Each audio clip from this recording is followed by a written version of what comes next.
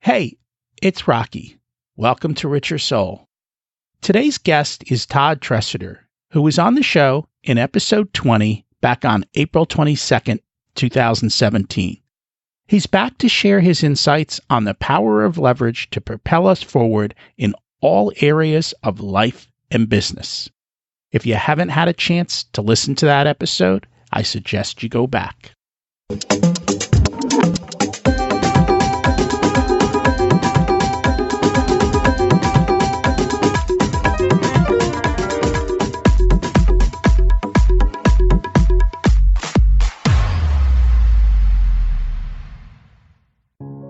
Imagine it's 12 months from now, and you've achieved your major life goals. How does it feel to be in the best shape of your life? To wake up energized, excited about the day? To have great relationships and friends who support you and propel you forward? How does it feel to have an excess of money, to be able to make the choices you want? To be fearless and open to trying new adventures? Imagine being connected to the universe and it providing everything you desire. It's possible over time, and your past does not dictate your future. The only thing holding you back from this vision is you. It's time to take control of our thoughts and use them to our advantage. Welcome to Richer Soul, where we achieve our dreams and bring balance to health, wealth, relationships, time, and spirituality. If you have not had a chance to listen to episodes 1 through 9, I encourage you to go back and listen to the framework behind Richer Soul and how to create the life of your dreams. You can also find all the show notes for this episode at richersoul.com. While you're there, you can sign up for a monthly email where I share the best articles I read this month, let you know about upcoming episodes, and share a little wisdom. You can also listen to coaching calls under the Coaching Calls tab. I also share the most interesting articles I read every week on Facebook at facebook.com/Richer Soul. And there's also a Facebook group where you can ask questions and interact with other listeners. Today's quote is by Richie Norton. Attempting to succeed without embracing the tools immediately available for your success is no less absurd than trying to row a boat by drawing only your hands through the water, or trying to unscrew a screw using nothing more than your fingernails. And yet, in many parts of our life, we do just that. Today's focus is going to be on leverage and how we can embrace those tools immediately available for our success. Today's focus is on time, and leverage helps us to achieve what we want faster, thereby saving us time. As you well know, time is your most precious asset, and yet we tend to give it away to shiny objects and distractions without thinking twice. We trade our time for money, and yet we never seem to have enough of either. In today's episode, we are going to dig deep into leverage and how you can get so much more from your limited time and propel your business and life forward. I'm really excited to have Todd back on the show. I've been spending a lot of time learning from Todd through his courses and books. I find his information invaluable. If you want the backstory of how he retired at 35, check out his previous visit on episode 20. Just a quick reminder of his bio, and we'll get started. Todd Tresidder graduated from University of California at Davis with a BA in economics and a passion for creating successful businesses. A serial entrepreneur since childhood, Todd went on to build his wealth as a hedge fund investment manager before retiring at age 35 to teach others. Today, he provides advanced investment and retirement planning education at financialmentor.com, showing you what works, what doesn't, and why, based on a depth of his proven experience. Let's meet our guest. Welcome back to Richer Soul, Todd. It's great to have you join us today. Thank you, Rocky. Thanks for having me. So today our focus is on leverage. You recently wrote a book about that, and I wanted to dig in a little bit further. I've had a chance to read it and discuss it with you a little bit, and I thought it would be awesome for the audience to also learn some of these principles. So let's start at the beginning. Why did you decide to write a book about leverage? Well, most people operate from kind of a traditional mindset around wealth building or financial planning. And so it goes like this. You go to school, you get a job, you make money, and then you pay your bills, hopefully, right? And then if there's anything left over after taxes and bills, then you save it and you invest it. And that's kind of the traditional financial planning model. It's been around forever, and it's so common that most people don't even question it. And then along comes Todd with this idea called the advanced planning framework. The traditional model uses paper assets, so the stocks, bonds, and mutual funds that your advisor can sell you. But then there's two other asset classes. There's business entrepreneurship and there's real estate, direct ownership of real estate, not REITs, which are paper assets. And so you've got these other two asset classes. There's a total of 3 asset classes to do your financial planning or your wealth building with. Most plans ignore the other 2 asset classes. But I developed a thing called the advanced planning framework. It uses the other 2 asset classes as well as the conventional paper assets. And then it brings in other principles once you do that. And the reason this is important is because conventional financial planning works. There's nothing wrong with it. It's a proven model. It's completely valid. However, it takes pretty much a lifetime of work to attain a reasonable degree of financial independence and financial security. Usually, that's why we call it retirement planning, is because it's really about old age financial independence. And so retirement isn't a euphemism for old age financial independence. And what I teach is you can have financial independence at any age. And the earlier the better, because it gives you more time to pursue a fulfilling life on your terms, not on terms where you have to work each day just to make a living and you have to worry about the bills you pay and that kind of thing. It's about having freedom to pursue the life that you're meant to pursue. And so when you pursue this model, there's a whole different level of teaching that goes into it. And it's built, and you'll probably get me into this as we go in, it's built on the basis of the mathematical models. It's inviolable math, how wealth building works, right? It's all based on certain equations. And so that's how the advanced planning framework gets built. It has different principles, leverage, risk management, all these things, and we can get into it as you choose. But that's why I wrote the book, is to try to introduce this other model, this other way of looking at wealth building using other asset classes. It's alternative, it's not conventional, and it's much, much more effective. And in fact, if you study how wealth is built, the vast majority of wealth comes through business entrepreneurship, with direct ownership of real estate as second place. And the conventional planning framework of paper assets is a distant third. And even that's only after a lifetime of saving and compounding. And so this is also supported by all the data that shows this is actually how wealth is built.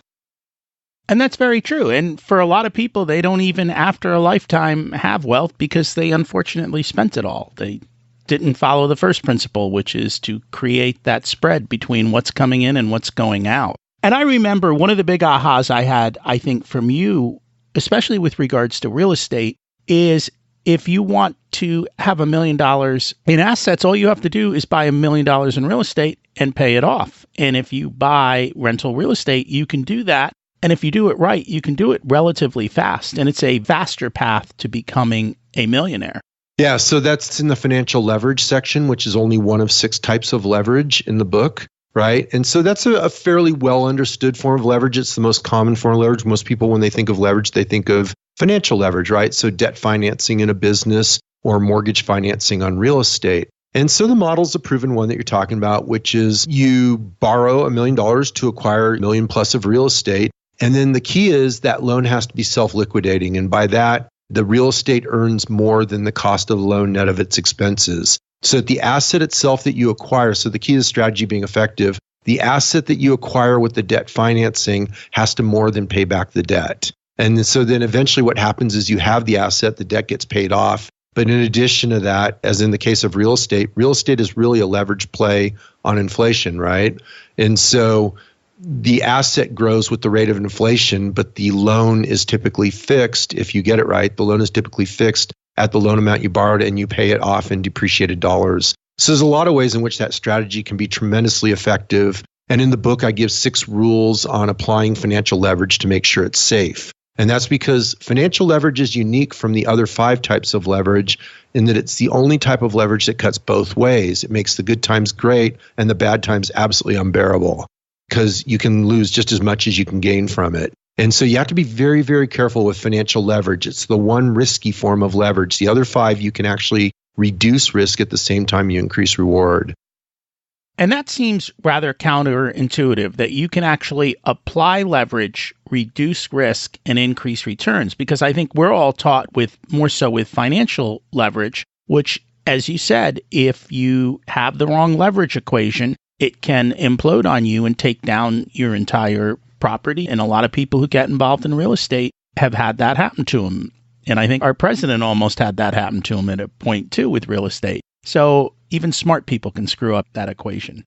Oh, absolutely. Yeah. Financial leverage holds no prisoners, right? I mean, if your asset declines in value and you're leveraged, I mean, the way it works is pretty simple. Let's say you're 5-to-1 leveraged, or you've got 20% down. And let's say the piece of real estate declines by 20%, which isn't unheard of in today's more volatile markets. If that asset goes down 20%, you have nothing, right? I mean, you lost the entire amount you put up against it. And so that 20% decline, which is a small decline for a risk asset, could completely wipe out the equity. And so that's one of the rules in applying financial leverage. You don't apply it to volatile assets. What's interesting is historically, and this is just kind of a fun side note, it's not actually part of the book, but historically, real estate was never a volatile asset. It's only since 2000 that real estate's been a volatile asset, since the government has gotten into really playing aggressive with interest rate policy. Because when they go down towards 0% interest rates, what happens is the value of the real estate goes up tremendously, because the debt carrying cost is the largest cost of owning real estate, particularly leveraged real estate.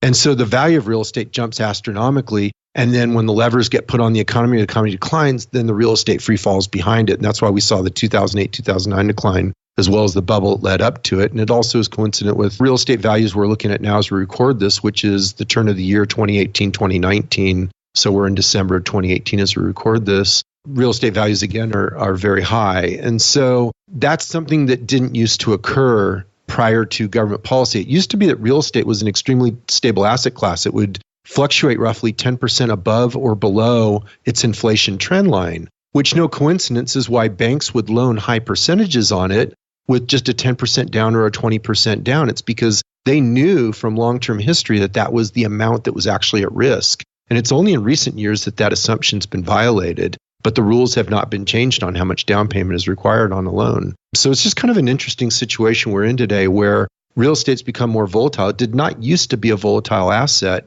and that's why you can get such high leverage on it. And I would say probably since 2000, the real estate market and the amount of people getting involved in real estate has probably skyrocketed. I mean, these days, it seems like everyone is flipping houses or buying rental properties and bidding them up. And with money so cheap, it makes it much easier to do that. But again, as interest rates go back up, because I remember interest rates hitting a high probably in the 80s at probably about 18%. And it's been a constant slow decline over these past, 30 years to where we've hit. And it seems now like an inflection point where interest rates are starting to go back up. And I don't know where they'll head. And I don't know that anyone has a crystal ball for that. Well, yeah. I mean, what you know is the logical floor is zero, right? And so we're closer to the bottom than we are to the top, but it doesn't mean that you can't go through another round of Fed liquidity where they throw interest rates back down to zero to try to save the next decline. So you don't know when the game ends. You just know that you're closer to the floor than you are to the ceiling. But you can go through at least one more round. This may be the last round already. We don't know. But again, that's not what we're here really. We can't really predict the future. Nobody can. But we do know risk-reward ratios. I have a post on my site called "The Bond Bubble is Here, What to Do Next," which I wrote 5 years ago. And I basically said there was no positive mathematical expectancy for bonds. Long-term hold of bonds, I said at best they're a trading vehicle, and that would only be in the best of circumstances, which would be a long-term sideways market with some volatility. And in fact, that's what's occurred. And so in the 5 years subsequent, bonds have returned the lowest return in their history, exactly as stated in that article. So you just mentioned a phrase there, mathematical expectancy. And I think it would be helpful to define to the audience what that means. Yeah, so mathematical expectancy is the math that your wealth grows by, right? So it determines the growth rate of your wealth. And it's inviolable math. Everybody obeys it. It's just a question of whether or not you understand it and put it to work for you or not. And so the thing about mathematical expectancy, it's not intuitive. It completely defies intuition, even if you work with it a lot. So what mathematical expectancy is probability times payoff, right? So everybody intuitively gets probability, right? So coin flip has a 50-50 odds of coming up heads or tails. People get that part, and that's very intuitive. What they don't get is when you multiply probability times payoff, which is what expectancy is. It's probability times payoff. And what occurs when you bring in that second dimension of the payoff equation is that really outsized results of either large gains or large losses have disproportionate effects on the overall compound return equation. What that means in kind of more common sense language is that you could be right with mathematical expectancy. You can be right 7 times out of 10, 8 times out of 10, and still lose money if those few times that you're wrong cause disproportionately large losses. Now, opposite that or counter to that is you can be wrong 99 times out of 100. And if you're a really good risk manager on those times that you're wrong, which you can do in business entrepreneurship, and you're really swinging for the fences, you're building for a big win, a big scalable business when you're right, you can make all the money you ever need just being right 1 time out of 100. And it's, that's not a magical number. It could be 1 time out of 200. I'm just pointing out that you don't have to be right very often to win huge when you understand how mathematical expectancy works. And so that's where the leverage equation comes in, right? Which is what the book's about, is it's about how to build big wins when you're right. And then the counter to that will be the risk management book, which is coming out in the future. And that'll be how to control losses to a very small size when you're wrong. Now, what that does when you manage your risk tightly and you scale for the big win when you're right, it creates a very large tilt to your payoff portion of your expectancy equation. And that's how smart wealth builders operate. They focus on the payoff portion of the expectancy equation, which most people don't do. Most people are focused on being right most of the time because that's what we all want, right? We're trained from school to want to be right. We, below 70% is, failing in school or whatever it is. It's a D, it's underperforming, which means you have to be right 70% of the time or more. Right. And so we're trained from infancy that we have to be right. And everybody's worried about being wrong. Well, as an entrepreneur, and I know we're wrong all the time. It's about making small bets, testing markets, testing theories, figuring out what works, what doesn't, bootstrapping up a model. And then when you get it right, you build it from the beginning to scale, and then you scale it into a big win. And that's part of the leverage equation. That's part of the philosophy behind it. Is how you go for the big win to tilt the payoff equation favorably when you're right, and how to control losses when you're wrong, again, to tilt the payoff equation. And that's because the payoff equation is controllable, whereas probability, the other half of your wealth growth, is not. Because the future is unknown, so you can't control probability very well, but you can completely control payoff. And so as it turns out, that's good enough. And that's how you create certainty out of an uncertain future. That's how you make your wealth a question of when, not if. And so I think I've heard Warren Buffett kind of say this in the fact that he looks for small fences to jump over. In other words, something with a very low hurdle, but with a very high payoff. And in order to do that, he sits on the sidelines for a long, long time, waiting for that one great opportunity. Yep. To come along. And that human nature, that goes way against human nature, right? For us to just sit and watch is so difficult to do. It's always been amazing to me in coaching and also in my courses where clients come to me and almost universally they have it burned into their head that they can't have money sitting on the sidelines, that they have to remain invested, that there's this belief that you've got to get it invested. It's like a melting ice cube. Inflation's going to get it. You're missing out on opportunity. And it's just not true. It's patently not true. The assumption would be that all times have a favorable risk-reward ratio, and that's why you have to be invested all times. And it's simply not true. Okay, there are times when the reward is not justified by the risk. And so there's times when it can be good to be in cash. Cash is just an asset, just like any other asset. You exchange cash for stocks and for real estate and for businesses. And you exchange that real estate or that stock or that business back to cash. It's a means of exchange. It's another asset. As a matter of fact, in portfolio allocation, you can use cash to dilute the portfolio and dilute the risk profile. And so there's absolutely nothing wrong with sitting on cash for the short term, okay? But and by short term, I mean, it could be 1 year, 2 years, 3 years. You should only put capital at risk when you absolutely know you have a favorable risk-reward ratio. You have to have a positive expectancy. This is where people struggle is, number one, they don't do the math more often than not. Number two, I think they're sold a bill of goods on what the upside is, and they don't investigate enough to see if it really is true and what is the likelihood of that type of result. And then they don't do the risk mitigation, which you're talking about, which is to make sure that you don't lose money, because that's probably one of the biggest things that you want to make sure of. And it's something that we don't talk about. And when people do lose money, they never want to tell you about it. They only tell you about your wins. So it's kind of that window dressing. But ensuring that you don't lose is probably a big way to make sure that you do win in the end, I guess. And it is a long-term game. We tend not to focus on that long-term. Yeah, it goes back to the mathematical expectancy equation, right? You have risk management. That's how you control losses to a small size. And again, that's one of the things that really separates my teachings is, I go for the very first thing I think about. I noticed this when I was early on coaching. I was working with clients and, they're running different ideas by me. And the very first thing I go to is, how do you lose money with this? That would always strike them because they're always thinking about, how do you make money? And I always start with, how do you lose money? Because I don't feel you can understand investment until you know all the ways you can lose money with it. And then from there, you can start figuring out how to manage those risks. Because what you want to do when you build a portfolio is you want to build a portfolio of non-correlated risk profiles, right? And so you have to start with the risk profile of the asset. You have to understand all the ways you can lose money with it. And then, again, this is staying with the payoff portion of the expectancy equation, no different than what I shared earlier, right? Notice I'm not going to the probability of the win. I'm going to the win-loss ratio. I'm going to, not win-loss ratio, I'm sorry, the average win, average loss. Okay, so I'm looking at, what is the loss risk? What are all those risks? How do I manage them? How do I get down to a specific risk profile?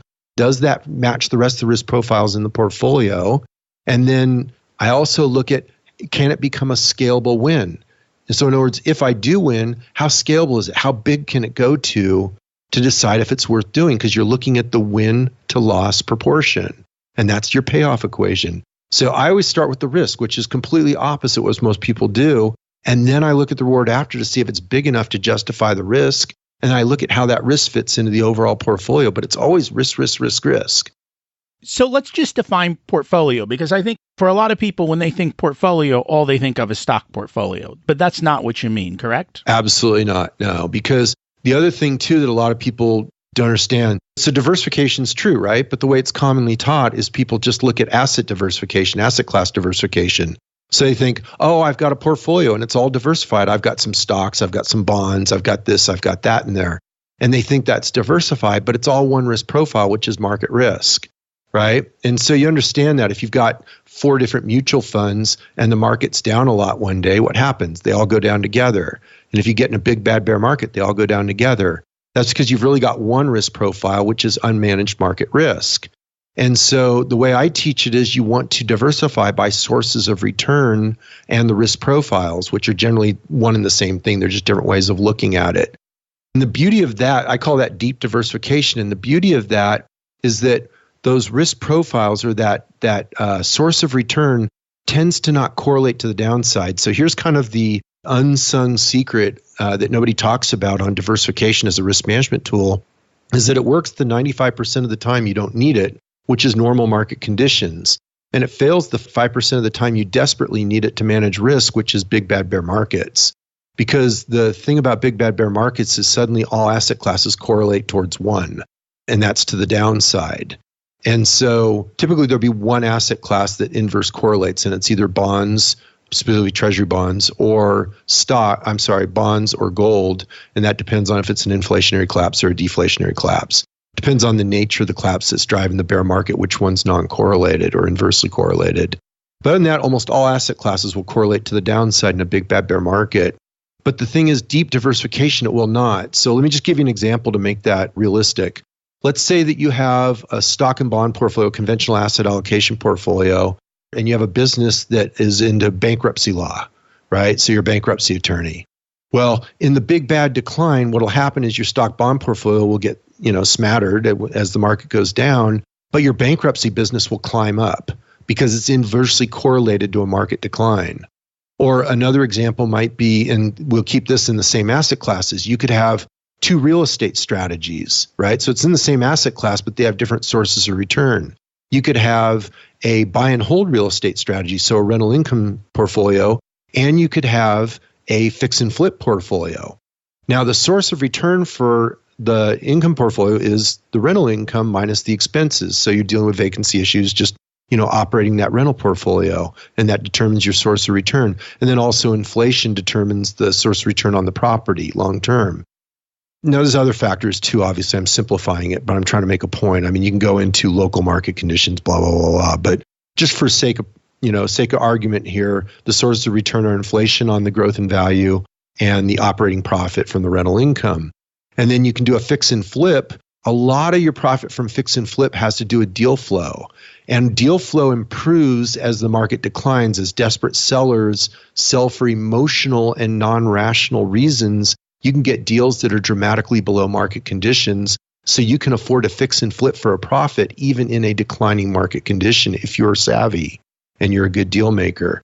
And so they have completely different sources of return, and they will have non-correlated returns even though they're in the same asset class in the same market condition.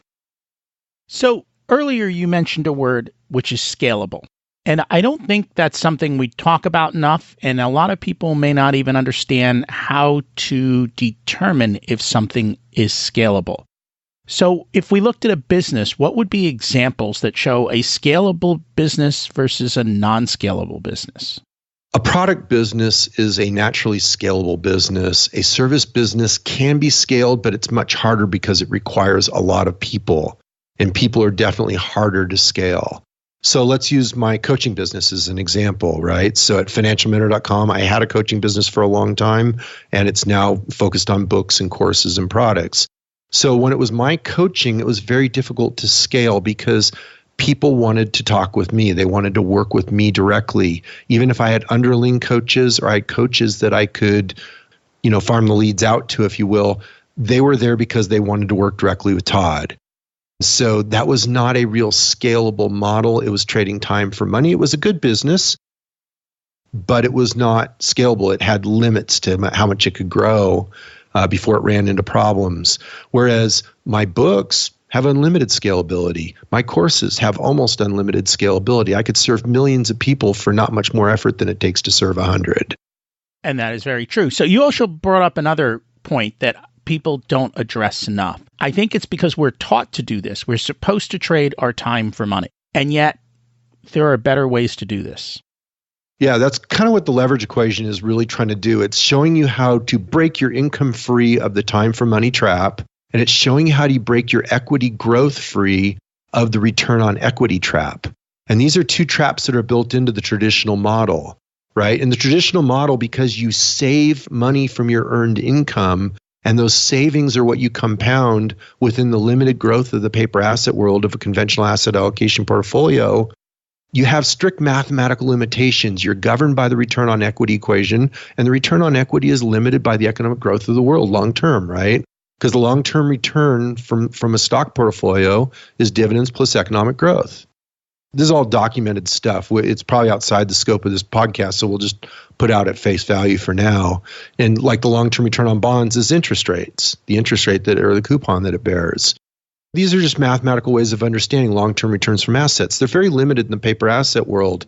When you get into what we'll call alternative assets, which is business entrepreneurship and real estate, there's an unlimited number of ways, limited only by your creativity, to get astronomical rates of return. And they all relate back to the leverage equation.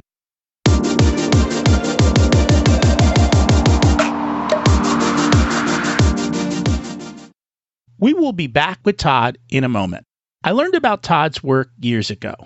Back then, he was still coaching clients, and I was hesitant to sign up. I wasn't sure what I wanted and needed. By the time I was ready, Todd was no longer accepting clients.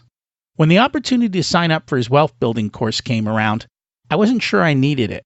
I'd already built most of my wealth, but I thought I can still learn something new, and so I signed up.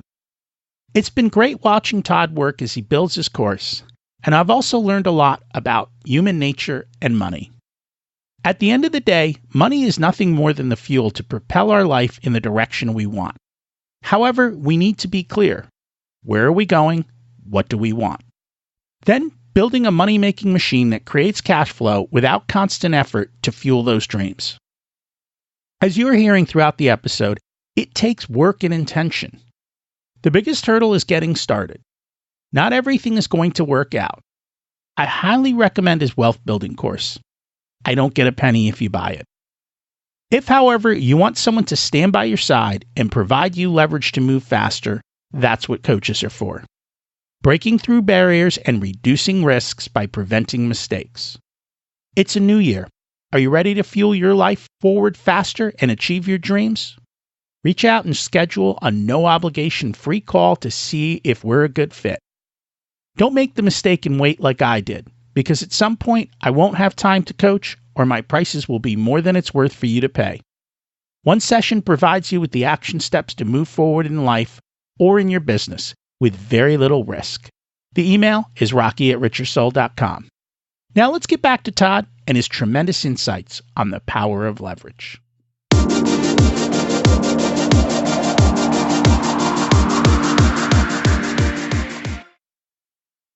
So let's focus on that. Because I think a lot of people may be in a job and some people may be running a business, but most people are running at the edge. They seem to fill up their day and they aren't building the proper systems in place to focus on the important things and leverage their time and other things. Since we're on time, let's start with time leverage. How do we gain time and how do we leverage ourselves to be able to have the freedom to go do other things? Yeah, there's a multi-step process. And first of all, I want to preface this. This is not easy, okay? I get that it's hard when you're working full tilt. You know, somewhere in there, you've got to have recreation time. You got to have downtime. You got to relax. You got to sleep. You got to take care of your health. It's hard to pull this off. And so let me first be clear that success begins at the margin, okay? That last 10% can make or break your success long term. And so where the time leverage thing begins is rescuing productive time. And so there's been a lot of studies on productive time, and the reality is very little of your time during the day is what would qualify as productive time. And productive time is work that is not maintenance work. It's not just keeping the balls in the air. It's about moving the game forward. It's about advancing your goals. It's about making breakthrough advances. Most people, I think that the studies on Fortune 500 executives is they got either like 20 or 30 minutes of productive time in an 8-hour day. So what happens with rescuing productive time is if you only rescue 1 hour in a day, you find 1 extra hour in a day, which most people can do. Most people can actually find a lot more if they really care enough to achieve the goal. 1 extra hour in a day might double or triple your total productive time, which can radically accelerate your results towards your goals. And so the starting point is rescuing productive time, okay? Then the next thing, and the book teaches this, it's got a bunch of worksheets and some different things that you can use where you start analyzing how you spend your time. And so the next thing is to find all those tasks that you're doing during your day that can be delegated out. And so it's task delegation. And so that's the next level of leverage where you start doing task delegation.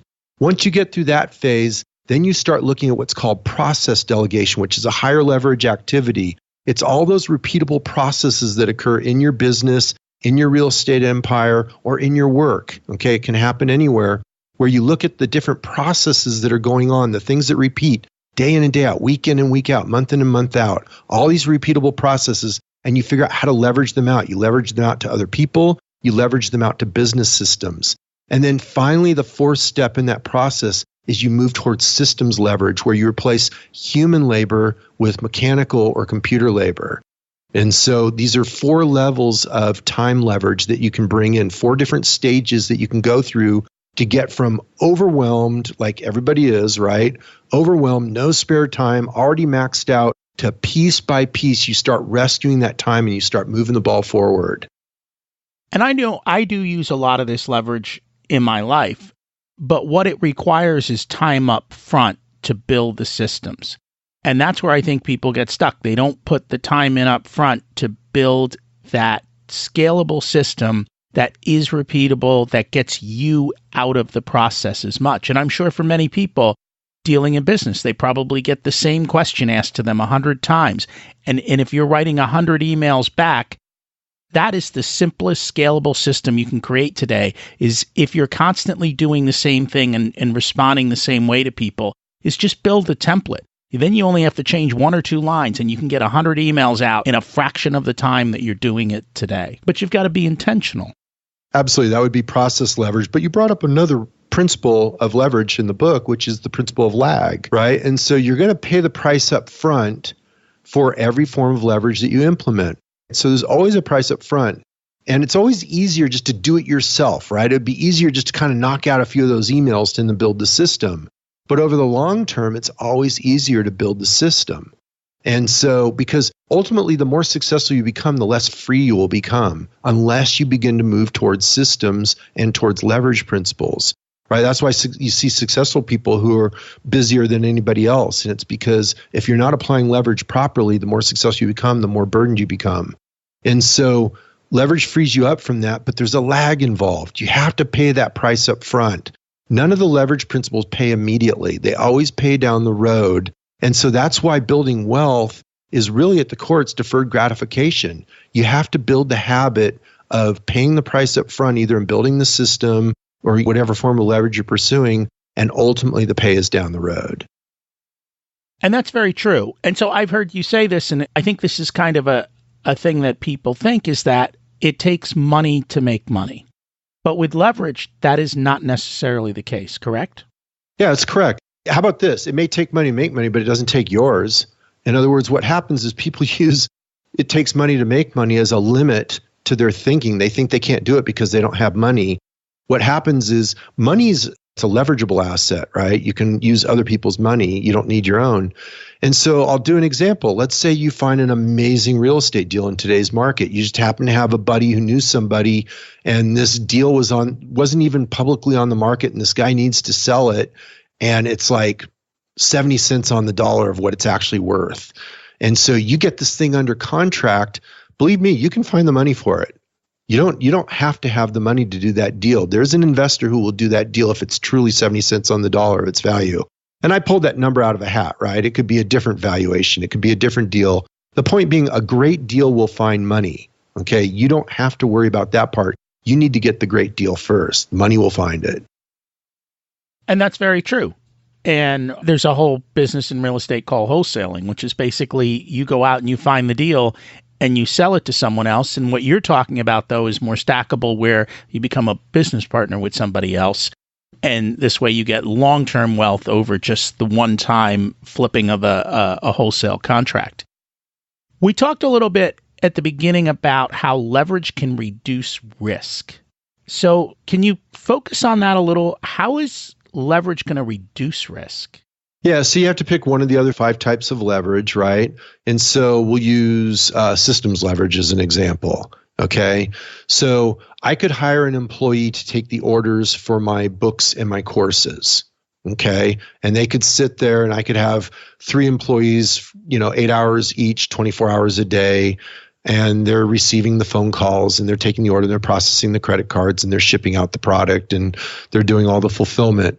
Or I can build a system on the internet that accepts the credit cards, posts the order to my accounting system, and then turns around, enters them into the course or delivers the book, right? In that case, it'd be Amazon or iBooks or whatever, delivers the book, and then has a whole autoresponder system that supports them afterwards, shows them how to use it, how to get value out of it.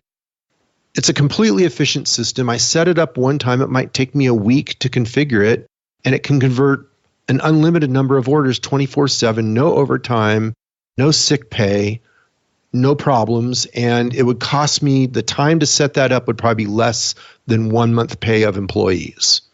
And so there's no risk to that. It's a risk-free proposition and it works long term. And so, that's another example of how you can pay, you can convert $10 into $1,000 with no risk. Right? Is the cost to do that will pay you back so many times over that it's less than a riskless proposition. It's built for gain. Absolutely. And today, I think we have more opportunity than ever to be able to do these things and to do them at very low cost with very low risk. So, for example, if you wanted to sell something on the internet, you literally can use Amazon fulfillment. You can ship them the product directly from your manufacturer in China, and you load it up on their system, and you don't have to do much other than to create the ad, and Amazon does all your fulfillment and they do all your work. And there's people who do this with very low risk, and they've created the systems to be able to make tons of money, and they're using everyone else's platform and everyone else's technology to be able to do it. And it's easier now than it's ever been in the past. Yeah, so here's another example is this podcast that we're doing right now, right? This would be an example of both network leverage and marketing leverage. So for the time it would take us to have a phone call and to talk about this one-on-one, we can reach all the people in your audience for the same effort. And so where's the risk in that? There's no risk in that. And then you're turning around, you're using all kinds of systems leverage and technology leverage to deliver that podcast. Absolutely. It takes me very little time to actually produce a show. There's the recording time, and then all the editing gets handled by somebody else. And then there's all these different systems that were created behind that actually drop in templates and the emails and everything else that kind of goes on behind the scenes. So it takes very little time in being able to do that. For an episode now, but it took you a lot of time to get it all set up. Well, I was going to say, it took me, I think, 8 months to get the first episode done. And I mean, I wasn't spending the whole 8 months, but it was learning, how do I create the system? How do I upload it? How do I do all the different things? What's involved? And then creating all of the different pieces that go together. And then even over the first couple months, I was constantly improving and making those better and better. And so now it's come down to, it's just so much faster and easier. And because I leverage time and do these types of things, I'm able to do it with very little effort. It becomes easier. Yeah, and that's discussed in the book about building standard operating procedures. What you did in the beginning is you learned it up front, and the first episode was by far the hardest, and you made the most mistakes. And then each episode thereafter, you iteratively improved it. You built a standard operating procedure. You built in the systems behind it. You got the people behind it with the skills. And then before you know it, you have a complete system that takes very little effort on your part. But you have to pay the price up front, which is what we talked about earlier. But now you have it. You can produce as many episodes as you want. And so then after that, then it becomes an idea of building a business model out of it. Again, this stuff's very repeatable. It's well proven. There's nothing voodoo about what we're saying here. But what we do in the book is make it very conscious. The thing about leverage, it's really funny. People think they understand it because they think in terms of financial leverage. But it's only one of 6 types of leverage. It's the riskiest type. As it actually turns out, people are actually very familiar with leverage, but they don't use it consciously. They sort of fumble through it, they intuit it. And so what the book does is it teaches you how to use it consciously and intentionally in order to build wealth. That's all there is to it. It's not magic. It's not craziness. It's just the difference between people who are really successful building wealth and those who aren't, like the 20-something millionaires. They're perfect examples of leverage. That's the only way that you can achieve that level of success that young, right? They didn't do it by saving in their 401k. I mean, that would be laughable. And so they're masters of leverage. And what this book does is it teaches you how to become a master of leverage. And you already know how to do it. It's just now you make it intentional, you make it conscious, and you figure out how to purpose it right into your wealth plan to produce the financial outcome you want. And I think that is a very key point. You have to be intentional and purposeful, because I think that is an area that a lot of people are in the drift. They aren't intentional. They kind of get caught up in whatever the latest shiny object is or whatever they're told to do. And they don't spend the time to say intentionally, what is it that I want to do and how can I get there? And who can help me achieve that? And that kind of brings up one of the big leverage points. And I think as humans, we struggle with this one, which is relationship leverage. And I think one of the reasons we struggle is I think a lot of people are taught where they have this thing that I have to do it all myself. I can't use someone else's relationships or someone else's success to build my success upon. Yeah. So Chris Ducker in his book gave it a great name. He called it the superhero syndrome, right? Where you think you're the superhero, you can do it all, you can do it better than anybody else. And it's just wrong. There's always somebody more skilled than you at most tasks. I mean, there's very few things that you're truly really great at. And I mean, I'm speaking to myself here too. It's not just Rocky, it's not just Todd. I mean, it's true for all of us. That's just the nature of, we have limited bandwidth. There's only so many things that we can truly become an expert at. And so one of the things here is don't be a superhero. Find people that can do these tasks better than you. Let them shine. Build an environment where they can produce great work and build a team. And when you've got a team of people moving towards a common goal, you'll produce far greater results than you could ever do on your own. The key is you've got to build the profitable model up front first. And that's where, again, this principle of lag comes in, where you pay the price up front. You've got to prove out the profitability through bootstrapping to control the risk. And this is part of, what I teach in the book about how you manage risk versus pursue that scalable big win. You've got to get really good at managing that risk. So I've gotten to the point now for most of my business plans, they're usually heads I win a little, tails I win a lot. When you become a really good risk manager, you can get it to that point where you lose very little. I mean, even if you lose from the outset, you would lose very little. And most of the time, you can even design it to win a little bit. When you get it like that, your success, again, just compounds over time. And so with bootstrapping, you're not putting up a ton of money to try things out. You're trying to do them with the simplest, least amount that you can get started. And I think that's one of the things people think is they have to create a complete package or a complete course or a complete product before they even begin. And in today's world, you don't. There are so many sites like Kickstarter and all these other places where you basically come up with an idea and you sell the idea before you ever create the product. And if the idea doesn't sell, well, all you did was lose some time and money on creating some drawings and putting your post up on one of these different sites, or even just presenting it to people, versus somebody who goes out and actually creates the product, makes 10,000 of them because they think it's going to be great, and it doesn't work. That's a high risk. Yeah. So like when I created the coaching business, what I did was at first, I just kind of put the word out and I picked up a few clients, and I kind of undercharged because I was just seeing if I could really do it. Then I used that money to build out the website. And then I started learning content marketing, and I kept reinvesting in the business and time. And then like when I got to the point I wanted to produce courses, I had a pretty big following on the internet for my newsletter. And so I just put the word out in the newsletter and said, I'm going to produce this course. Here's the sales letter. And the sales letter was just the worst thing you've ever seen, Rocky. It was a few paragraphs explaining the basics of what the course would be. And I didn't even have a way to take money. So I said, if the first 30 people that mail me a check will be in. And so I got the necessary number of checks that I wanted to say, okay, there's market demand for this course. I already had enough money to build it. And so I went ahead and started building it. And I told everybody up front, I would build it if there was sufficient demand. And so I did. And I built the course, and then I continued to sell it as I was building it out, and I continued to refine the sales process. There was never money at risk. And in any of the building of this business, it was positive cash flow from day one before the website ever went live. And so I think that's the question people need to ask. How can I do this without spending money? What are my options and what's available? Kind of furthering back to relationship leverage is successful people want to help other people who are willing to do the work and put in the effort. Building those relationships with other people can dramatically help you. We had talked about how this show gets edited before we started recording, and you had mentioned, do I use Steve Stewart? And I don't. But Steve actually, through a relationship, helped me during that process when I was trying to get started.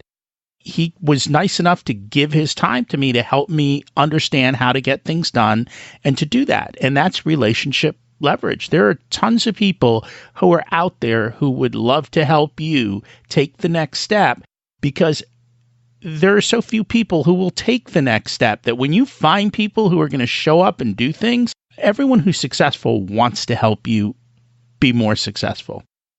Yeah, absolutely. And the essence of business is about people, right? It's all relationships. It's relationships for your customers. It's relationships for the people you work with. It's all of business is human relationship in the end. And so relationship leverage is tremendously important, because just a single idea from the right person can turn your business. I've had clients who have just told me this or that angle on something, and it just sets me off in a whole new direction. You can't overstate the importance of relationships in business. Not at all. And I think the biggest thing is to get started and to try things, but to do it with the least amount of risk out there. And you can bootstrap your way to getting started, testing ideas. And again, as Todd said in the beginning, we could have 99 failures, but if they all cost us next to nothing, it's okay that we had 99 failures, because when you hit the 100th success and you make $1 million, $2 million, $100 million, as you said, you are set for life with that kind of payout formula. But you have to keep showing up. And I think that's a difficult thing, is how do you go through 99 failures and keep showing up? I have no idea. I haven't had it happen to me. What happens is, if you're careful, you don't actually get 99 failures. I use that as a dramatic example to drive home the point of how mathematical expectancy works. Most of the time what happens is, you get some small wins and you get some small losses, but you improve your skill with each one. And it doesn't take that long to figure out a pretty decent sized win. But as long as you keep correcting and adjusting and you learn from each one and you control your risk with each one, it's quite doable, because you improve your skill with each time you do something. You learn from each experience. There's one more thing that kind of fits into that, Rocky, which is the idea that there's another point of leverage that people miss a lot. It's tremendously, tremendously important. If you look at every obstacle that holds you back from greater success, the surprising thing is you'll find the answer to breaking through that limitation or that obstacle is leverage. Because the obstacle nearly always represents some resource that you're short of. It might be time, it might be skill, it might be experience, it might be connections. For some reason, there's some resources holding you back, and that's why that's an obstacle. And so the answer, the path to overcoming every obstacle holds you back from greater success is leverage. And again, a lot of people don't realize that. So it's a very important point to bring home. And that's very true. That drives home one other point here, and that is how you proceed with leverage, how you chase leverage. It's a big subject. There's a lot in the book. There's a lot of ideas that are covered. There's a lot to learn. I'm not even a master at all of them. As I point out in the book, I'm very, very skilled at systems leverage, and I'm only so-so at network leverage. It's just not my natural bent. And so what I point out in the book is that even though we teach 6 types of leverage, the way it works in practice is they're interconnected. As you pursue a business idea, what you want to do is go to the most attractive form of leverage that you're most comfortable with. Don't worry about mastering all of them. Just start with whatever's in front of you, whatever's most compelling, whatever shows the highest value. You go for it. And then what you'll find is that one form of leverage leads to the next and leads to the next. Once you're aware of what they all are, and that's why they're broken out into 6 types, once you understand how they function, how you use them to solve problems, how you use them to accelerate your financial growth, then they naturally connect. And so you don't have to worry about figuring out all of them. They will present themselves as you begin solving problems, because the essence of business is solving problems. And leverage is how you do it. That it is. And so that's one of the things we really haven't talked about, is real success comes when you start to stack all of these different types of leverage on top of each other. Correct. Yeah, they have a compounded effect. Correct. They have a compounded. So I can give a classic example. I flip houses. In general, I can flip a house in 20 hours of my time. And I do that because I have people around me and processes in place. So it doesn't take me long to find houses. I have someone who's a business partner who scouts them first for me so that I don't even have to do that. I come in towards the end.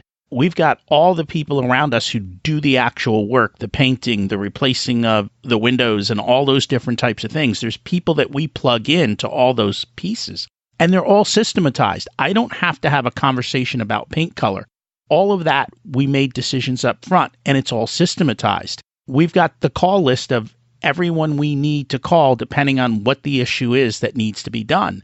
And then we leverage relationships. So if I need somebody and I don't have a worker in that space, I go back to my workers and say, hey, who do you know in that space? And they find me other workers who will come in and solve different kinds of problems that we have. So we're actually, and on top of that, then it's a matter of, we don't borrow for our flips, but you could borrow for your flips, which allows you to even use financial leverage in there. You start putting all of these on top of each other, and you have the ability to do things without a lot of effort. Yep. But it took a lot of time to get to that place. Yeah, if you look at the different forms of leverage you have in there, you have time leverage of all the various employees and contractors. You've got the experience leverage of the person finding the deals. You've got network leverage involved there as you source other contractors from your existing contractor network. You're probably applying some form of marketing leverage and reselling them, right? You may be bringing in financial leverage. There's systems leverage for sure. I mean, you're bringing in all these different forms of leverage into a single business model. The question is, are you doing it consciously or not? And in your case, you are doing it consciously. And that's the real key. That's how you accelerate your wealth growth, is by taking all these tools. Think of it like a toolbox. These are all tools that you use to accelerate your financial growth, overcome problems that limit you, and make breakthrough results. And when you combine that with the mathematical expectancy and the idea of tilting that payoff equation, suddenly your wealth becomes really obvious to most people anyway. Once they get it, they really get it, and they see how to put it together in a wealth plan. And that's a whole nother topic, creating a wealth plan, which is much more than just looking at your money. There's a lot more to creating a wealth plan than just the dollars and cents. There's the whole you as a person and what your dreams and desires are. Yeah, absolutely. And I mean, as you well know, Rocky, I mean, I've got a whole course that teaches wealth planning from this leverage book came out of. This was just 3 lessons in an entire course that I turned into a book.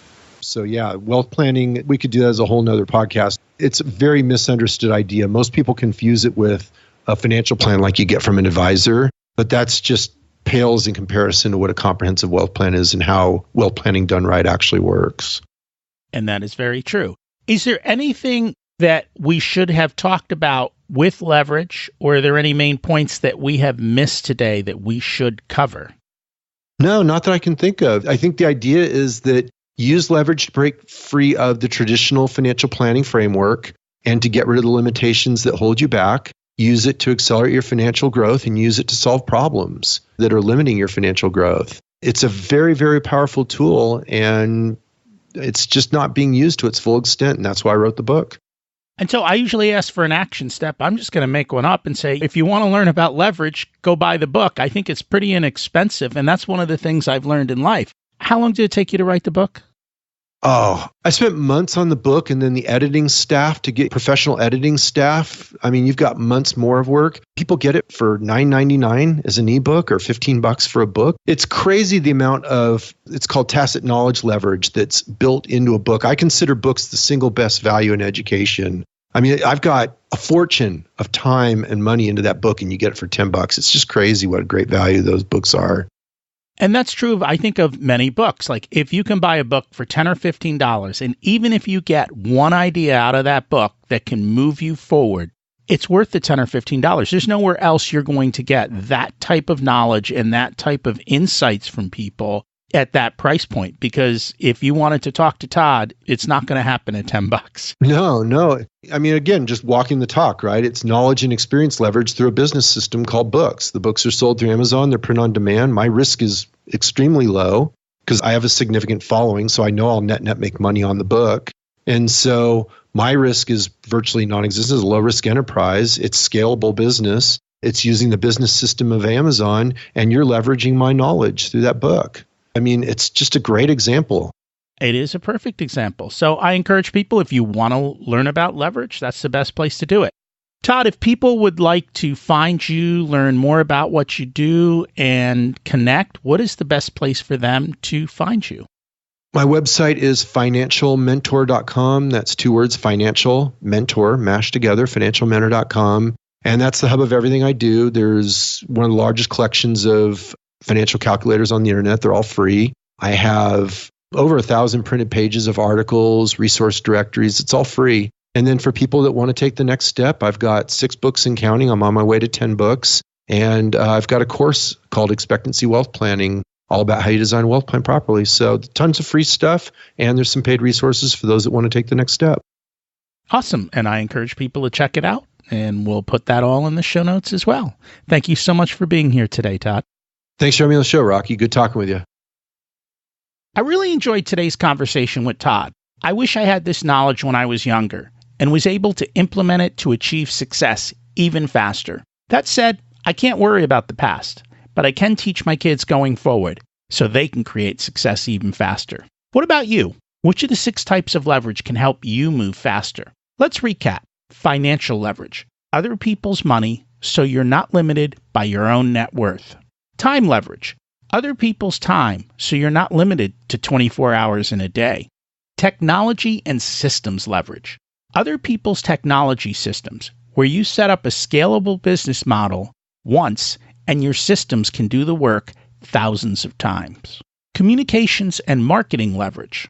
Access other people's audience through magazines, newsletters, radio, podcasts, and databases to communicate with millions of people.